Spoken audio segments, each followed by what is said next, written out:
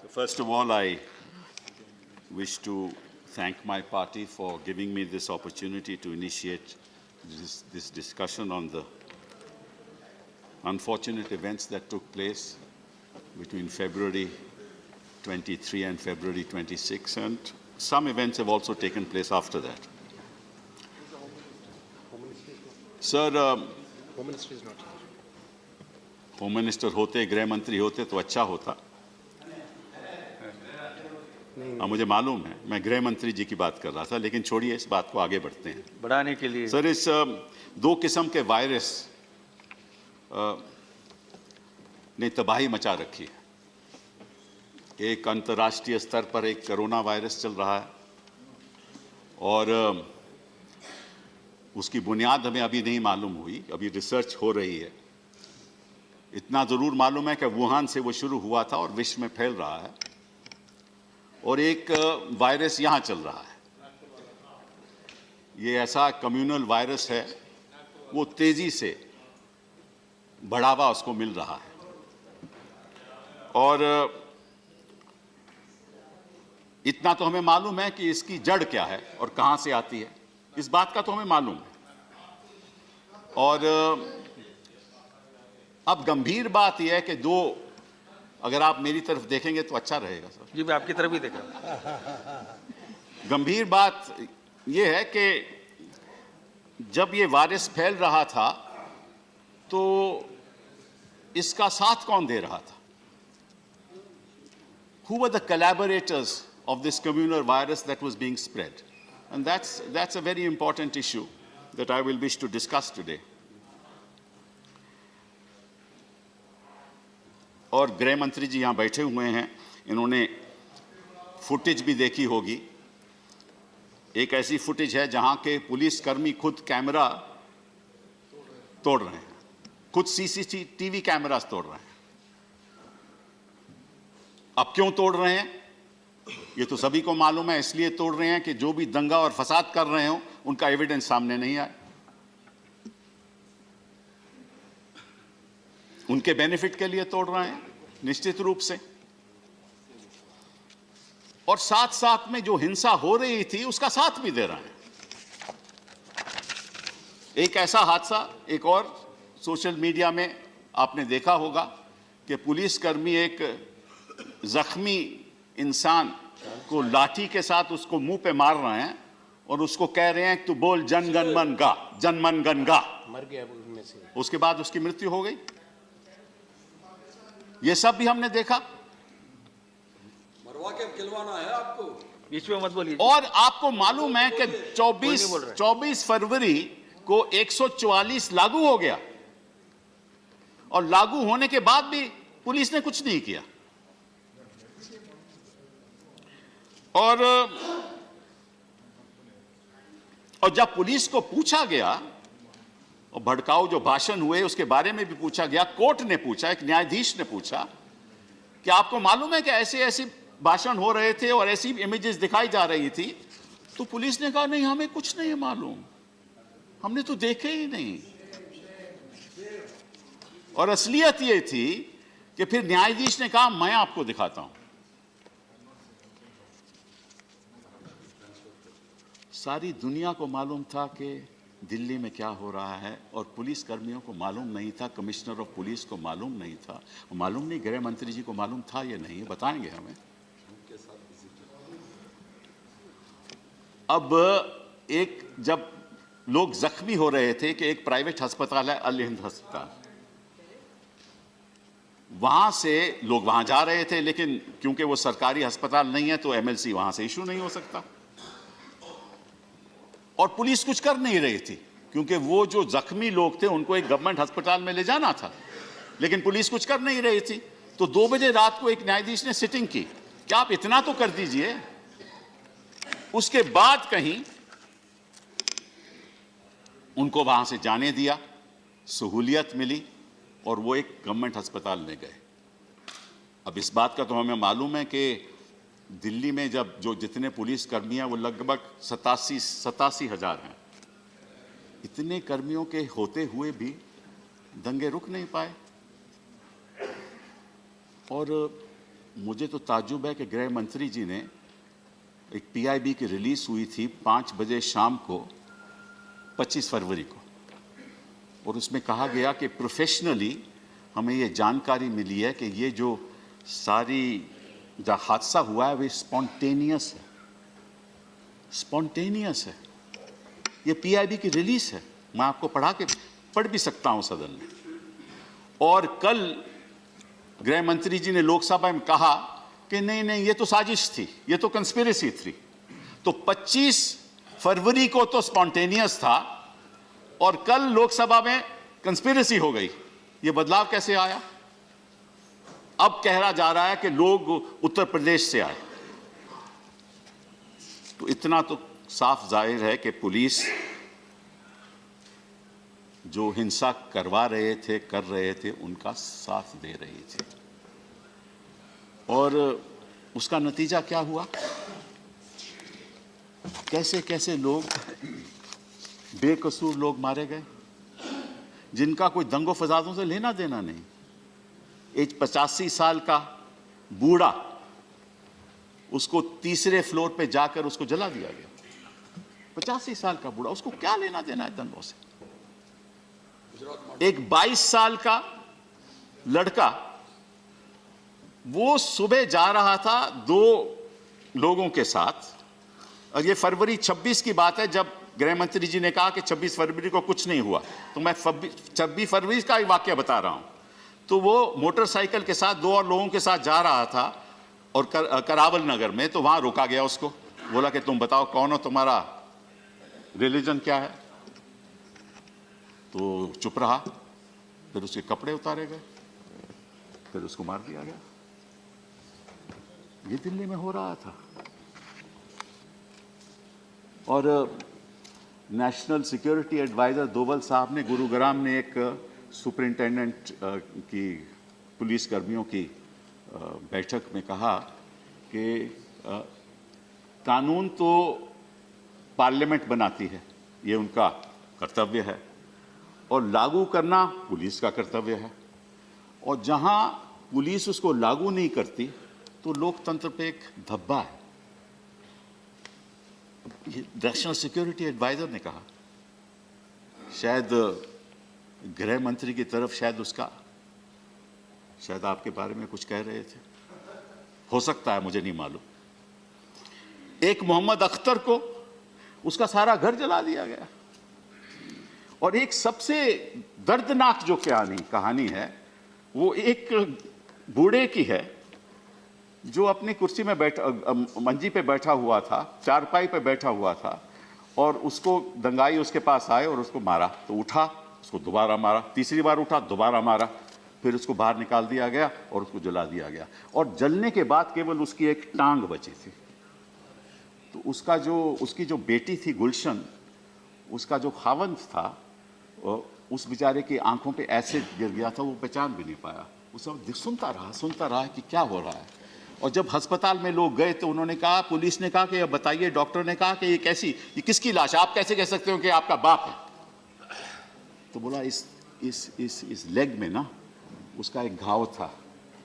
तो साने लॉ ने घाव पे हाथ रख के कहा, हाँ ये मेरा ही। ये तो दिल्ली में हो रहा था गृह मंत्री जी। आप क्या कर रहे थे? आप क्या कर रहे थे? किसी ने बहस के बीच में नहीं बोलना है। वो लोग आज कह रहे हैं, गंभीरता से सुनिए। आज जो पीड़ित हैं वो कह रहे हैं कि किसका सहारा दूं, किसका सहारा लूं, कानून तो हथियार बन गया है। किसका सहारा लूं, कानून तो हथियार बन गया है। अब तो शहर में बेकसूर भी गुनहगार बन गया है। शहर में बेकसूर भी गुनहगार बन गया है। चल रहा था बेफिक्र होकर घर की सड़क पे, मैं उसी सड़क पे हिंसा एक त्योहार बन गया। यह है असलियत दिल्ली की, जहां कभी दंगे नहीं होते थे। और ताज्जुब की बात गृह मंत्री जी ये है, ताज्जुब की बात गृह मंत्री जी ये है, ताज्जुब की बात यह है कि नॉर्थ ईस्ट की टोटल जो आबादी है वो लगभग 22 लाख है। 22 लाख आबादी है। 2011 के सेंसस की बात कर रहा हूं, उसमें 68% हिंदूज हैं और 29% मुस्लिम्स हैं। और जो मेरे पास आंकड़े हैं, लगभग 53 लोगों की मौत हुई है, उसके 44 के तो मेरे पास आंकड़े हैं, उनमें से 32 लोग एक कम्युनिटी को बिलोंग करते हैं और 12 लोग दूसरी कम्युनिटी को बिलोंग करते हैं। तो ये हिंसा का नाच क्यों हो रहा था?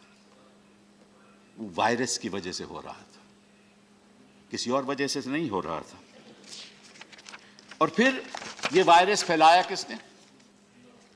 ये वायरस उन्हीं लोगों ने फैलाया जो भाषण दे रहे थे, भड़काऊ भाषण दे रहे थे।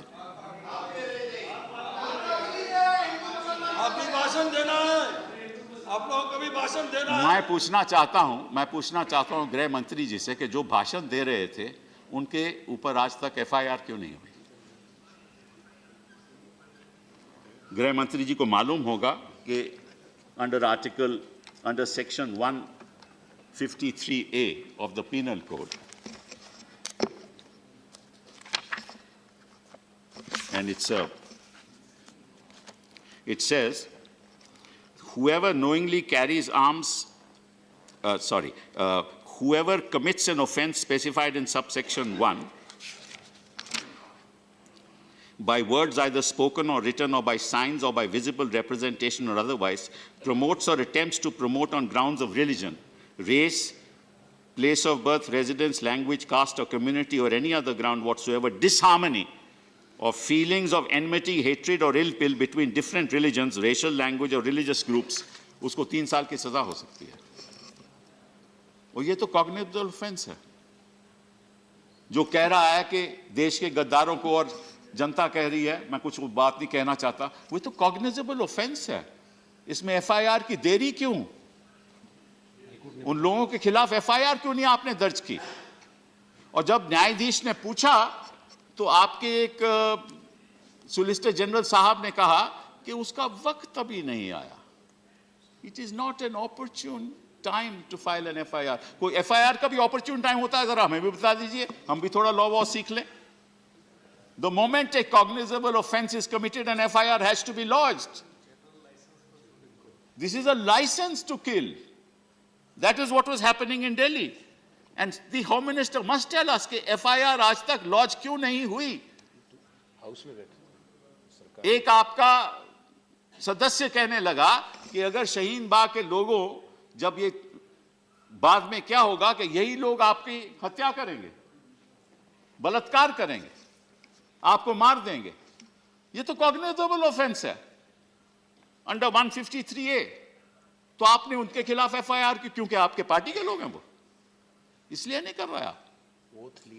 हर्ष मंदर के साथ तो FIR हो गई, लेकिन जिन लोगों ने ऐसे बयान दिए उनके खिलाफ आज तक FIR नहीं हुई। और एक आपका पार्टी के शख्स है, वो कहता है कि भाई जाफराबाद के नीचे, जो मेट्रो के नीचे जो लोग बैठे हुए हैं, चांदबाग में भी जो बैठे हुए हैं, अगर वो 3 दिन में उनको वहां से निकालोगे नहीं तो हम सड़कों पे आकर कुछ करेंगे। तो ये भड़काऊ बयान नहीं है। अगर आप वाकई में इस वायरस को कंट्रोल करना चाहते हो ना, तो आप कर सकते हो, लेकिन नहीं, आप करोगे नहीं, क्योंकि ये वायरस फैलाना चाहते हो। और मैं आपको एक बात बता दूं, ठीक है, हम तो रहेंगे या नहीं रहेंगे, अगर ये वायरस युवा लोगों के मन में बैठ गया ना, तो न आप रहोगे न हम रहेंगे, और न लोकतंत्र रहेगा। लिख लो इस बात को। हमने कई बार कई जगह इस बात को देखा है, जो फसाद होते हैं। और जब वो ताज्जुब की बात यह है कि एक हमारे कश्मीर में उमर अब्दुल्ला को हिरासत में कर लिया। क्यों किया? कि अगर वो उनको रिहा किया जाएगा तो शायद दंगे फसाद हों, शायद दंगे फसाद हों। तो उनको 107 के अंदर उनको 6 महीने के लिए हिरासत में रखा। उमर अब्दुल्ला को रखा, महबूबा को रखा, फारूक साहब को रखा, क्योंकि हो सकता है कि अगर उनको रिहा किया जाए और अगर कोई बयान दे दें तो दंगे हो सकते हैं। और उसके बाद जब 6 महीने खत्म हुए 107 के, तो पासा लगा दिया, 1 साल के लिए पासा लगा दिया। तो उन्होंने तो कोई बयान नहीं दिए थे, उनको हिरासत में कर लिया। यहां तो बयान देने वालों को आपने FIR नहीं की। आपकी सोच क्या है, आपके मन में अंतर क्या है, आपकी विडंबना क्या है, मैं नहीं जानता। लेकिन इतना जरूर है कि आप तो एक लौह पुरुष हैं, सरदार पटेल की जगह पे बैठे हुए हैं गृह मंत्री जी। कुछ तो ख्याल कीजिए अपने सरदार का। उन्होंने कभी नहीं चाहा होगा कि इस तरह से लोगों की हत्या, और मासूम लोगों की हत्या हो।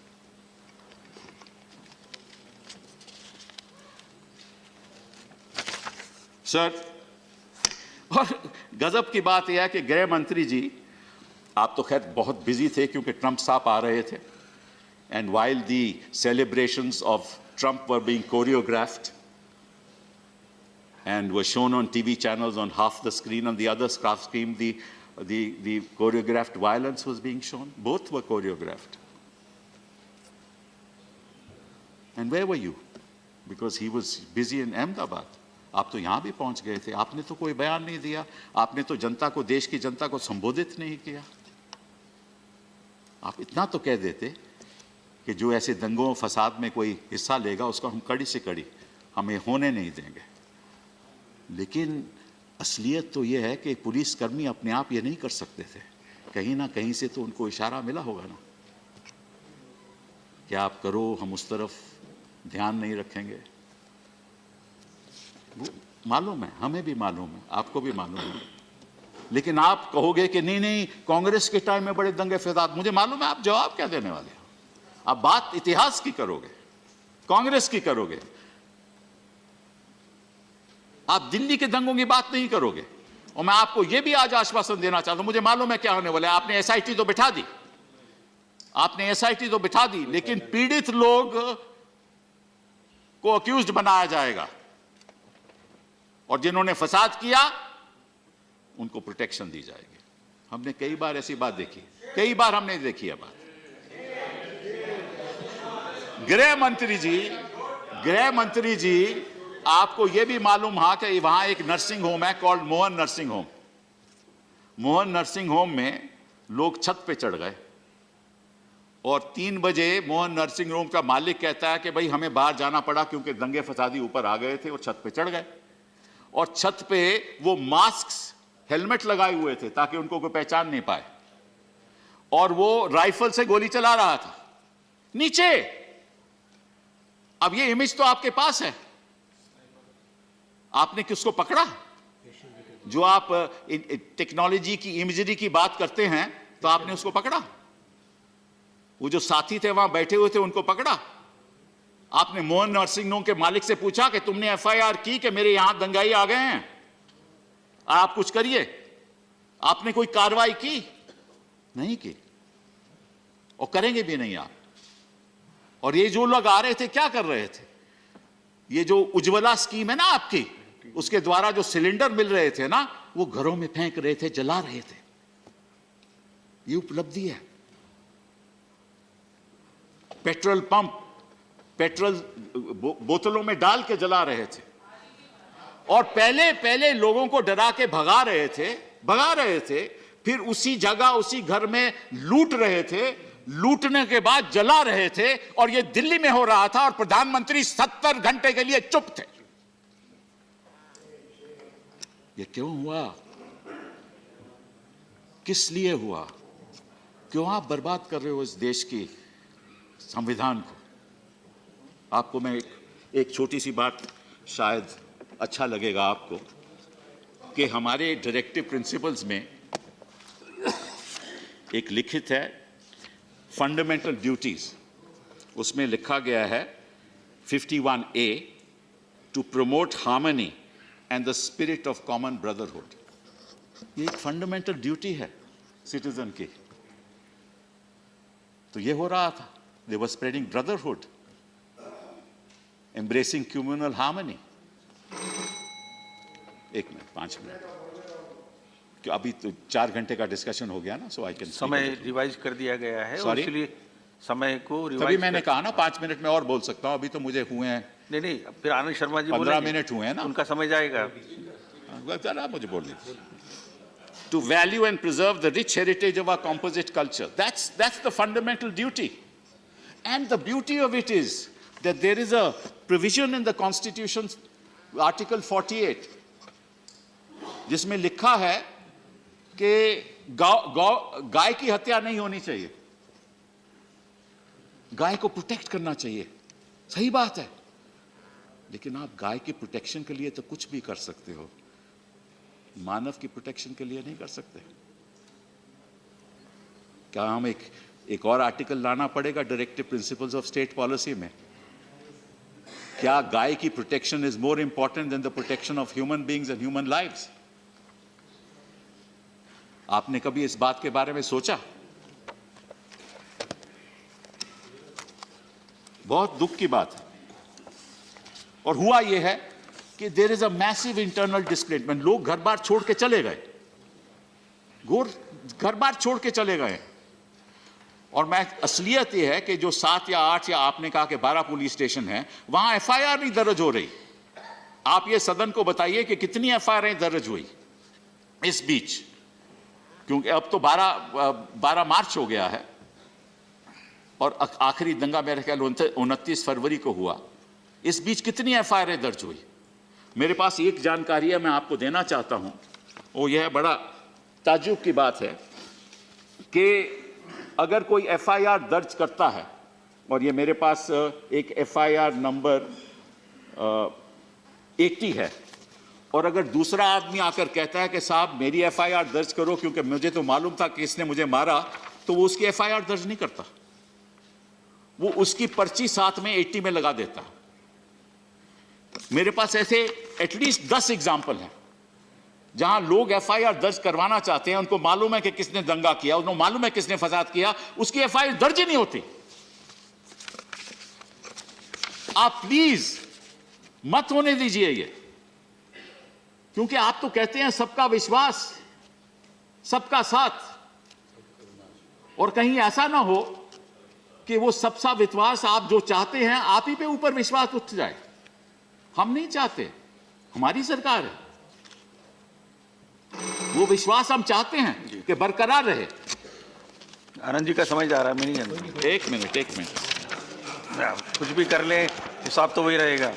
तो मैं आपको इतना ही कहना चाहता हूं, इतना गंभीर है, इसमें समय बढ़ा देना। मैं गंभीर हूँ, मैं इतना ही कहना चाहता हूं बड़ा हो, समय तो बढ़ाना चाहिए कि आपने जो बालाकोट पे सर्जिकल स्ट्राइक की, आपने जो बालाकोट पे सर्जिकल स्ट्राइक की वो सही किया, लेकिन अपने लोगों पे ऊपर क्यों सर्जिकल स्ट्राइक करते हो भाई साहब? हमें तो छोड़ दो, देश की जनता को तो छोड़ दो। और ये जो लोग उत्तर प्रदेश से आए हैं, जो अपने ऊपर मास्क लगाते थे, जो पहचान नहीं सब तोड़ रहे थे, सीसीटीवी सब तोड़ रहे थे ताकि किसी को पता नहीं चले। तो उनको तो बोलो यार, मत सर्जिकल स्ट्राइक को अपनी ही जनता को के ऊपर छोड़ दो। ये आखिरी में आपसे विनती करना चाहता हूं कि ये देश एक महान देश है, एक संविधान भी एक महान संविधान है, और अगर हम इकट्ठा हाथ मिलाकर चलेंगे ना तो कुछ ना कुछ हम पाएंगे। लेकिन असलियत तो ये है कि हम इकट्ठा नहीं चल रहे। और मैं अपने साथियों को भी इल्तिजा करना चाहता हूं कि आप भूल जाएं, अपने घर की कंफर्ट को हम भूल जाएं। भूलना पड़ेगा, क्योंकि ये बहुत बड़ा संघर्ष हमें करना पड़ेगा, क्योंकि जो वायरस आप फैला रहे हो उसकी दवाई हम ही हैं। ये हंसने की बात नहीं है। देखिए बाबा, आप करते जाइए। मैं आपको एक बात बताऊं, बिन खौफ के जब मैं चलने लगा, हवा का रुख भी बदलने लगा। चलिए, शुक्रिया। वो रुख बदलेगा, और मैं अपने सहयोगी दलों से कहना चाहता हूं, हम वो रुख बदल के रहेंगे और हम आपको इस देश को तोड़ने नहीं देंगे। बहुत बहुत धन्यवाद।